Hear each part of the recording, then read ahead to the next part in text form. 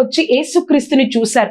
2 సంవత్సరాలు, 1 సంవత్సరము వారు ఆ నక్షత్రాన్ని చూసి ఆయన గొప్పవాడు, ఆయనకు విలువ ఇవ్వాలి, మేము ఆయన్ని చూడాలి, ఆయనకు ఒక రాజు, యూదుల రాజుగా అని ఒక సృష్టిని చూసి ఆ నక్షత్రాన్ని చూసి వారు యెరూషలేముకి 2 నెలలు ప్రయాణం చేశారు, 18 నెలలు ప్రయాణం చేశారు, 24 నెలలు ప్రయాణం చేశారు. వారు దేవుడికి విలువిచ్చారు, వారు విలువైన వ్యక్తులుగా ఉన్నారు కదా.